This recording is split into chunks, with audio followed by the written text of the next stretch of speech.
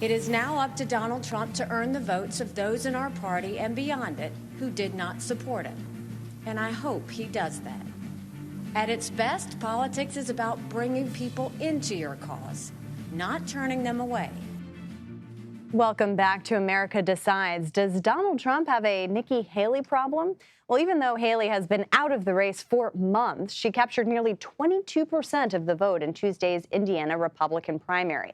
And that follows other primaries in which she has received a significant share of the vote. So let's bring in our political panel, Joel Payne and Olivia Perez-Cubas. Joel is CBS News political contributor and a Democratic strategist. And Olivia, timely, served as the spokesperson for Nikki Haley's presidential campaign. Great to see you both. Olivia, I'll start with you, just given those numbers that we've seen there.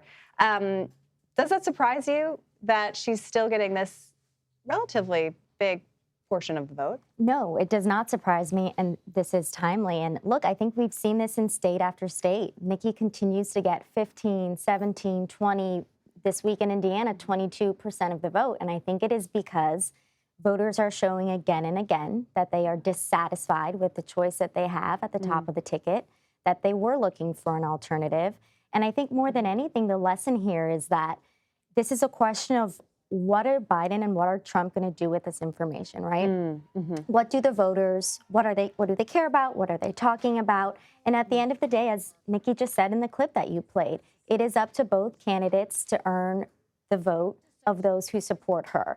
And I think whichever candidate works harder to do that will ultimately be the candidate that wins in November. I mean, Joel, we were just talking to the Biden campaign about the outreach that they're making, but is that realistic that those voters could come over to Biden, or do they stay home? I think it's realistic that a certain number of those voters are viable for President Biden. You know, as we were talking, just looking at some of the sound that you were teeing up, we were talking about just the importance of coalition building, right? I mean, that's the name of the game here. Really, who is going to be able to put their coalition back together better? Is Trump able to put a 2016-like coalition back together that was winning for him? Or can Biden do a 2020 coalition redux that was a winning coalition for him?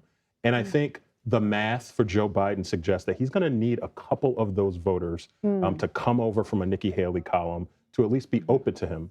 Also important, how many resources do you force the Trump campaign to defend those types of voters that really should be very easily fitting in his coalition? And I think that's another thing that the Biden and Trump campaigns have to consider. So maybe not necessarily winning them, but at least putting some pressure on the other side in terms of financing. Force the Trump campaign to spend some resources there. Olivia, I mean, the big question is whether Nikki Haley is going to endorse in this race. I mean, she said when she bowed out, of course, that Trump would have to earn her vote. Has he done anything to earn her vote so far? I want to just be clear. I no longer speak for her, and I no longer work for her. And I think the irony of all of this is that not much has changed since she made those comments. I get the intrigue with what's Nikki going to do next, who is she going to endorse, if, when, whatnot. Ultimately, that's a decision that Nikki and only Nikki can make. I think right now she's kind of just enjoying her life. Her husband was serving overseas. He's now back. So, you know, we shall see. I think the bigger question is going back to my first point, which is what are Trump and Biden going to do to earn her voters? Because if we know one thing to be true, you know, it's this race in November is going to be a toss-up. It's going to be a nail-biter. And whomever works to earn the Nikki voter will be the one who wins. So I think the question is more on what are they going to do, not what Nikki's going to do. Yeah, nail-biter to be sure. I mean, our battleground state polling shows a tied race in pretty much, you know, these three big states. I do want to talk a little bit about some of Trump's latest comments.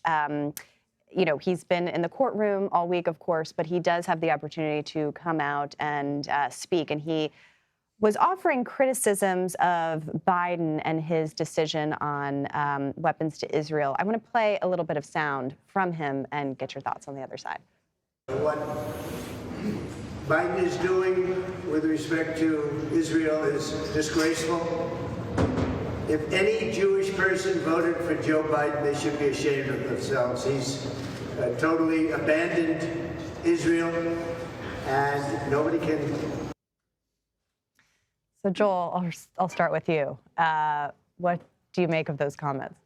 Hot political tip, Olivia, you and I should start our own consulting firm right now. Don't shame voters. You shouldn't be shaming voters. If you want to bring someone into your coalition, you're going to have to do more than say what they should do based on your projection of what their worldview should be. And look, I think the president is offering, by the way, a version of the world that I'd imagine there are some Nikki Haley voters agree with, that they might disagree with what President Biden did over the last few days. I can tell you, on Biden's side, he did a lot of work to start to mend some fences within his progressive coalition.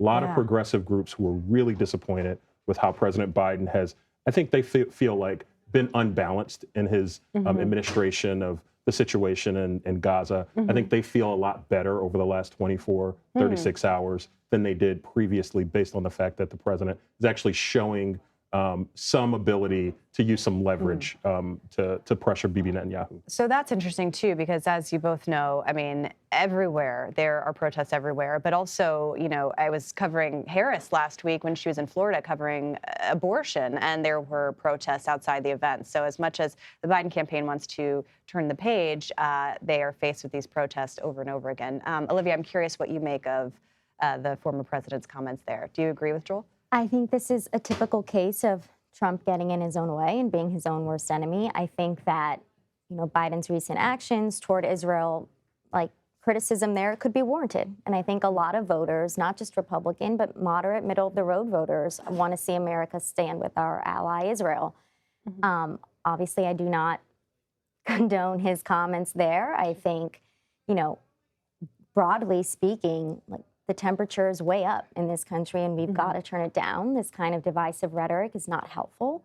And to your point, voters don't want to be told what to think, how to live, how to vote. And this is not helpful, ultimately.